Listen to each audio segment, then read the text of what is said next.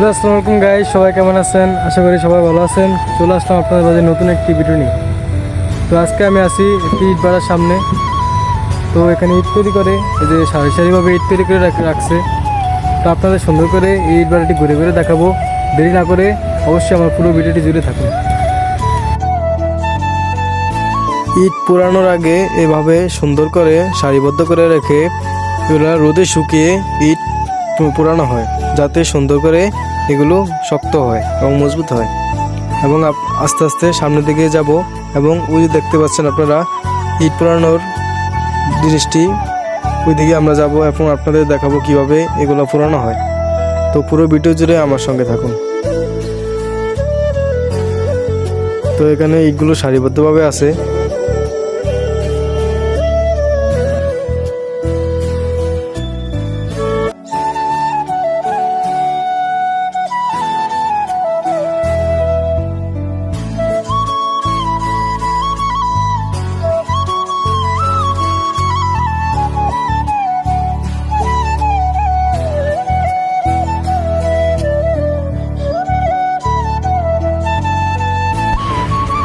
তো আমি চলে আসি গাইস, যেখানে ইট ফোড়ানো হয় ওই জায়গায়, যেগুলো এই মেশিনগুলোর মাধ্যমে ইট ফোড়ানো হয়।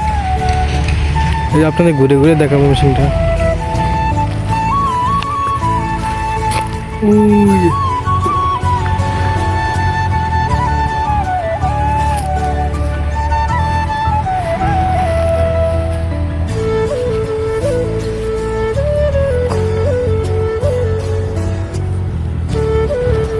আমরা এই যে এইদিকে যা দেখি কি আছে।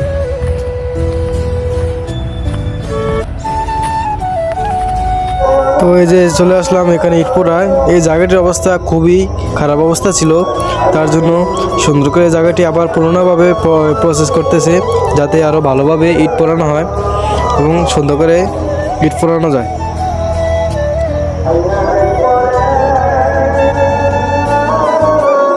তো চলে আসলাম, এই যে আপনাদের সুন্দর করে দেখাবো।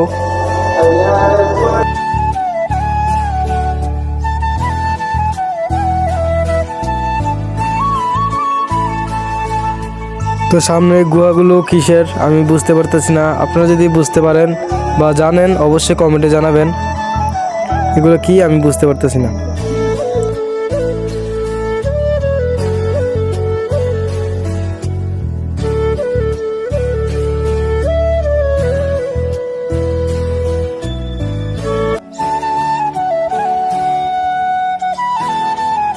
আমি চলে আসছি ইট ভাটার ঠিক উপরে স্থানে, যেখান থেকে ইট ভাটাটি পুরো সুন্দরভাবে দেখা যায় এবং সুন্দরভাবে পরিদর্শন করা যায়। এই দেখতে পাচ্ছেন ইট পোড়ানোর মেশিনটি, এবং এখানে অনেক লোক কাজ করতেছে এবং চারিদিকে ভিউটা খুব সুন্দর বিকালবেলা। তো আমি জায়গার স্থানটি বলি চাঁদপুরের শিলচরের ঘণ্টাপাড়া নামক একটি এলাকা, এখানে এমন ইট তৈরি করা হয়। আপনারা যদি এমন নতুন নতুন ভিডিও পেতে চান অবশ্যই আমার চ্যানেলটাকে সাবস্ক্রাইব করবেন।